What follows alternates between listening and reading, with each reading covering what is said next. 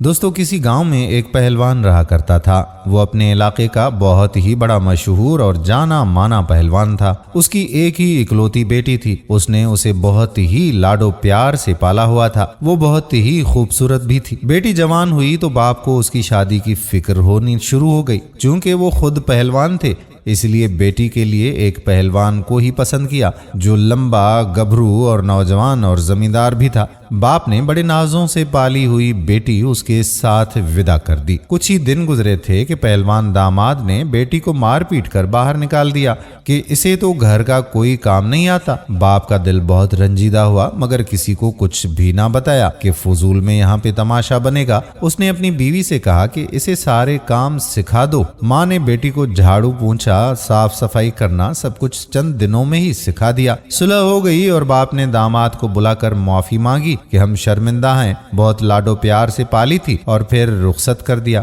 ابھی 6 ماہ ہی نہیں گزرے تھے کہ اس نے پھر بیٹی کو مار پیٹ کر کے میکے بھیج دیا اور کہا کہ اسے تو سلائی کا کام بھی نہیں آتا۔ پہلوان پھر بہت پریشان ہو گیا اور اپنی بیوی سے کہا کہ اسے سلائی کا کام بھی سکھا دو۔ بیوی نے سلائی، کڑھائی، رضائیاں بچھائیاں، یہاں تک کہ پراندے بنانے بھی سکھا دیے۔ پھر داماد کو بلایا، غلطی کی معافی مانگی اور بیٹی کو دوبارہ رخصت کر دیا۔ چند ماہ ہی گزرے تھے کہ بیٹی نیلو نیل مار کھا کر میکے واپس آ گئی کہ اسے تو کھیتوں کا کام بھی نہیں آتا اور گائے بھینسوں کا دودھ دھونا بھی نہیں آتا۔ پہلوان بڑا دکھی ہو گیا تھا۔ بڑی عزت تھی زمانے میں اس لیے خاموش ہی رہا۔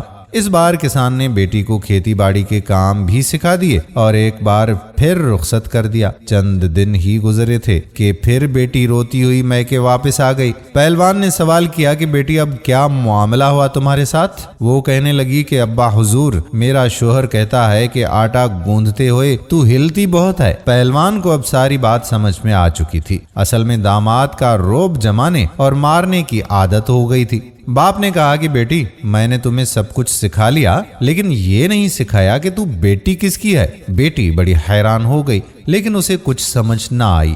چند ہی دن گزرے کہ داماد کو احساس ہوا کہ اس بار تو سسر نے معافی مانگی ہے اور نہ ہی بیٹی کو واپس بھیجا ہے۔ خیر خبر لینے سسرال آ گیا۔ سسر نے دروازے پر روک لیا اور کہا کہ انہی پیروں واپس چلا جا اور آج کی تاریخ یاد رکھ لے۔ پورے 2 سال کے بعد آنا اور اپنی بیوی کو لے کر جانا۔ اگر اس سے پہلے مجھے تو یہاں نظر آیا تو تیری ٹانگیں توڑ کر واپس بھیج دوں گا۔ داماد شرمندہ ہو کر واپس چلا گیا۔ دن گزرتے رہے۔ پہلوان اپنی بیٹی کو منہ اندھیرے کھیتوں میں لے کر جاتا اور سورج نکلنے پر گھر بھیج دیتا۔ بیوی نے بار بار پوچھا لیکن یہ راز نہ کھولا گیا۔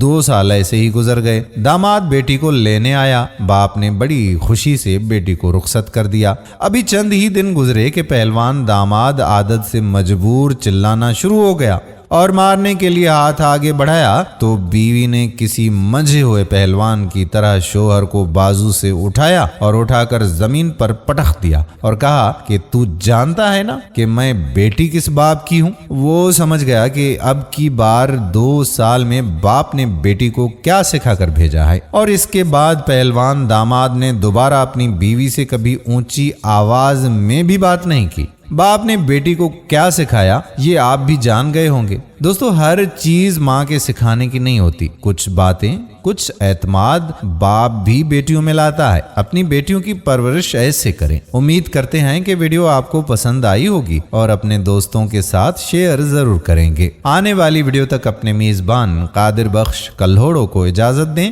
اللہ حافظ۔